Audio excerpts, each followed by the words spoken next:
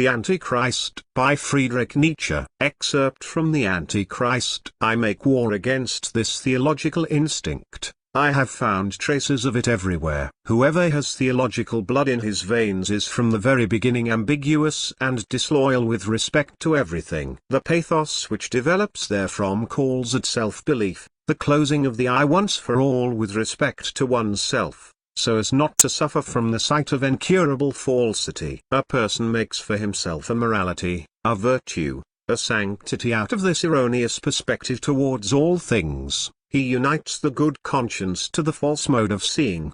He demands that no other mode of perspective be any longer of value. After he has made his own sacrosanct with the names of God, salvation, and eternity. I have digged out the theologist instinct everywhere. It is the most diffused, the most peculiarly subterranean form of falsity that exists on earth. What a theologian feels as true, must needs be false. One has therein almost a criterion of truth. It is his most fundamental self-preservative instinct which forbids reality to be held in honor, or even to find expression on any point. As far as theologist influence extends, the judgment of value is turned right about. The concepts of true and false are necessarily reversed. What is most injurious to life is here called true. What raises, elevates, affirms, justifies, and makes it triumph is called false. Let us not underestimate this. We ourselves, we free spirits, are already transvaluation of all values, an incarnate declaration of war against and triumph over all old concepts of true and untrue. The most precious discernments into things are the latest discovered. The most precious discernments, however, are the methods. All presuppositions of our present-day science have for millenniums been held in the most profound contempt. By reason of them a person was excluded from intercourse with honest men. He passed for an enemy of God, a despiser of truth, a possessed person. As a scientific man, a person was a chandler. We have had the entire pathos of mankind against us, their concept of that which truth ought to be, which the service of truth ought to be. Every thou shalt has been hitherto directed against us. Our objects, our practices, our quiet, prudent, mistrustful mode, all appeared to mankind as absolutely unworthy and contemptible. In the end one might, with some reasonableness, ask one's self if it was not really an aesthetic taste which kept mankind in such long blindness. They wanted a picturesque effect from truth.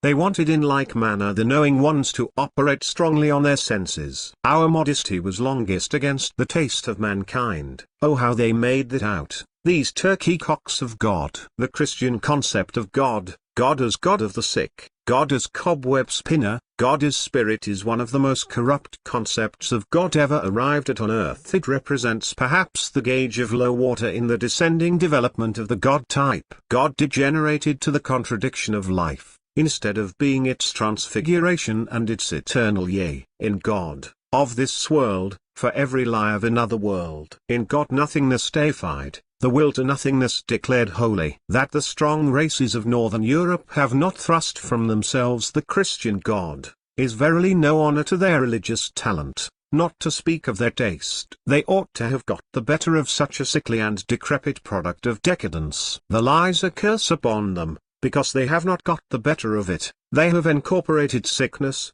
old age and contradiction into all their instincts. They have created no God since 2 millenniums almost, and not a single new God. But still continuing, and as if persisting by right, as an ultimatum and maximum of the God-shaping force, of the Creator Spiritus in man, this pitiable God of Christian monotheism, this hybrid image of ruin, derived from nullity, concept and contradiction in which all decadence instincts, all cowardices and lassitudes of soul have their sanction.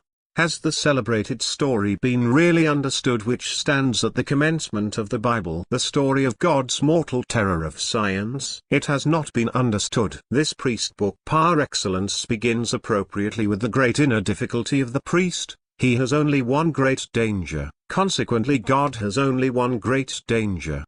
The old God, entire spirit, entire high priest, entire perfection, promenades in his garden, He only wants pastime. Against tedium even gods struggle in vain. What does he do? He contrives man is entertaining. But behold, man also wants pastime. The pity of God for the only distress which belongs to all paradises has no bounds. He forthwith created other animals besides. The first mistake of God: man did not find the animals entertaining. He ruled over them, but did not even want to be an animal. God consequently created woman. And, in fact, there was now an end of tedium but of other things also. Woman was the second mistake of God. Woman is in her essence a serpent. Here every priest knows that, from woman comes all the mischief in the world. Every priest knows that likewise. Consequently, science also comes from her. Only through woman did man learn to taste of the tree of knowledge. What had happened? The old God was seized by a mortal terror. Man himself had become his greatest mistake. He had created a rival.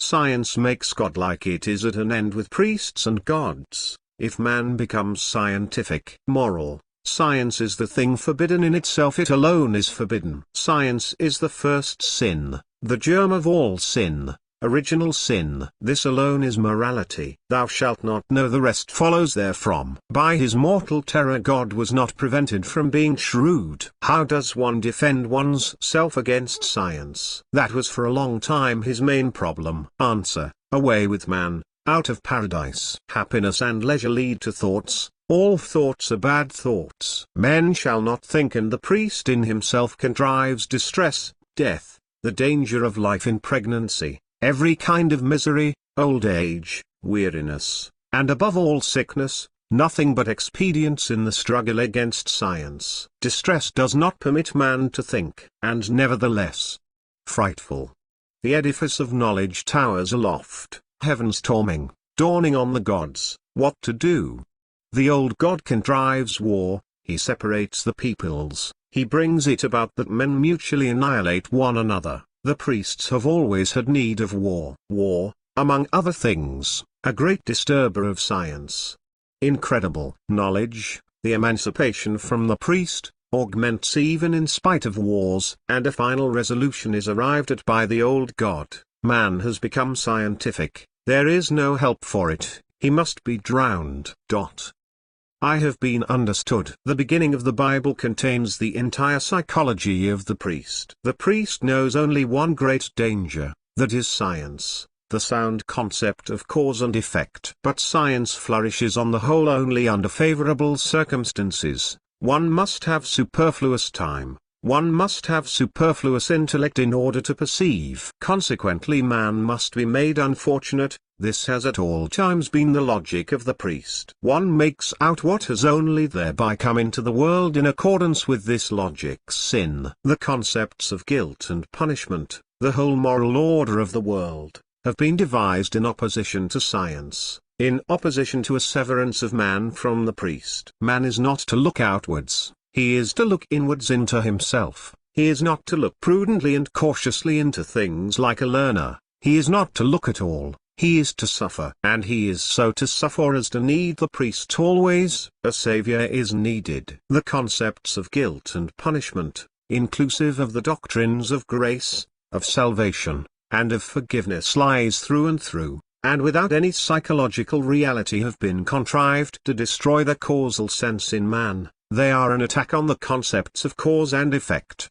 And not an attack with the fists, with the knife, with honesty in hate and love, but springing from the most cowardly, most deceitful, and most ignoble instincts. A priest's attack, a parasite's attack, a vampirism of pale, subterranean bloodsuckers. When the natural consequences of a deed are no longer natural, but are supposed to be brought about by the conceptual spectres of superstition, by God, by spirits, by souls, as mere moral consequences, as reward, punishment, suggestion, or means of education, the prerequisite of perception has been destroyed. The greatest crime against mankind has been committed. Sin, repeated once more, this form of human self-violation par excellence, has been invented for the purpose of making impossible science, culture, every kind of elevation and nobility of man. The priest rules by the invention of sin.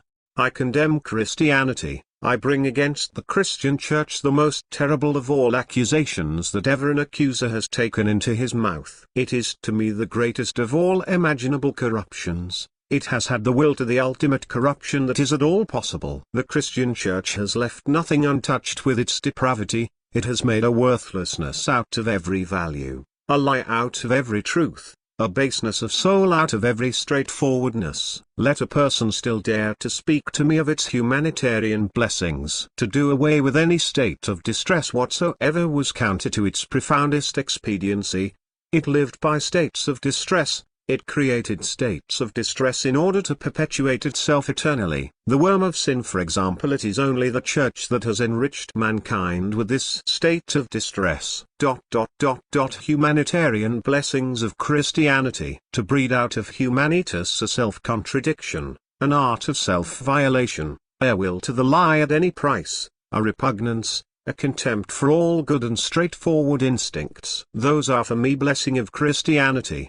Parasitism as the sole praxis of the Church, drinking out all blood, all love, all hope for life, with its broken balmic ideal of holiness, the other world as their will to the negation of every reality, the cross as the rallying sign for the most subterranean conspiracy that has ever existed, against healthiness, beauty, well-constitutedness, courage, intellect, benevolence of soul, against life itself.